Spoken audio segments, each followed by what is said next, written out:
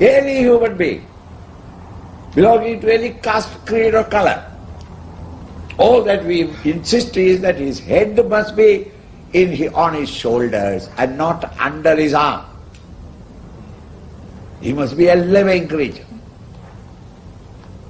Such a human being, when he is acting in the world outside, dedicated to, all his actions dedicated to and surrendered to Brahman, with no attachment, no anxiety to get a reward out of it. Lipyade nasapapena. He can never be contaminated by the quality of your actions, the result of those actions. Papa or punya. How can that be, Swamiji? When you are living in the midst of activities, every activity, just because mentally you have made this adjustment, you are not affected by the action. The example, Padma Patra, the lotus leaf, Iva Ambhasa, by the waters. Lotus is always cultivated and born in deserts. Lotus. It cannot, it is always in waters.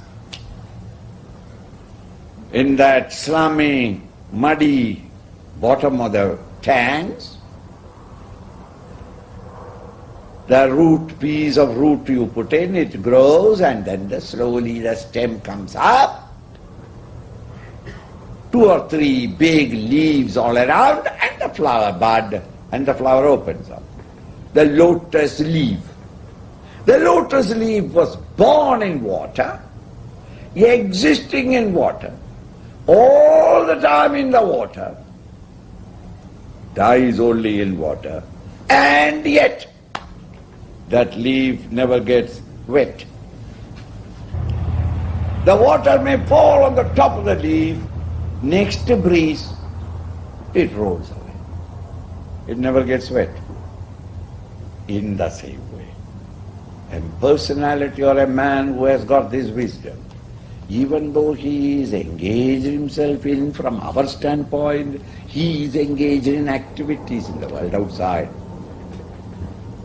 He does what is necessary for the society at a given juncture in the history, in its history, according to the situation. He does the thing to bring harmony and peace in the society. And in doing that act, he is not affected by its results because he has done it without ego and egocentric desires. They do karma in the world outside. There is no ego or selfish desire in it. These are all surrendered unto him.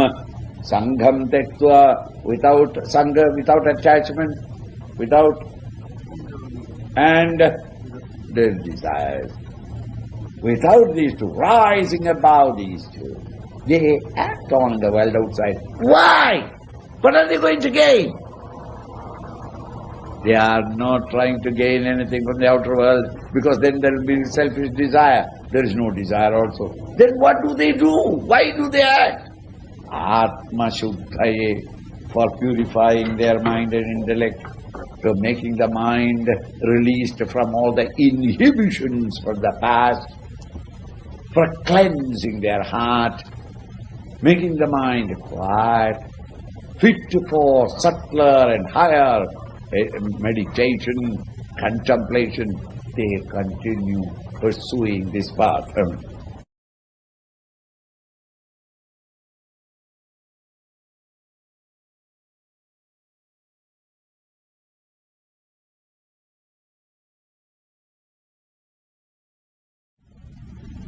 What do you say now and then that, 20% I was feeling sleepy. But I kept on my eyes open so that Swamiji may not recognize.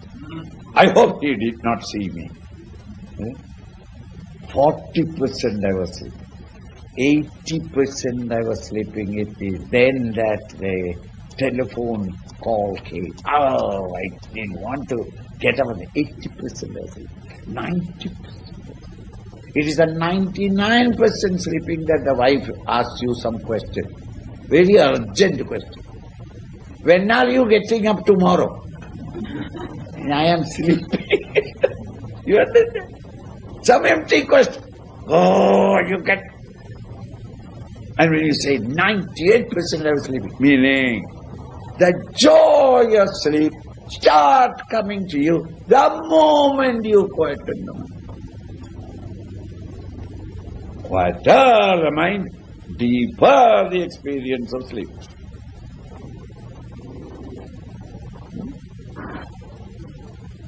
Did you sleep? No. 20 wings, I just laid down a little. Meaning, I really did not sleep, but I rested. That is refreshing enough.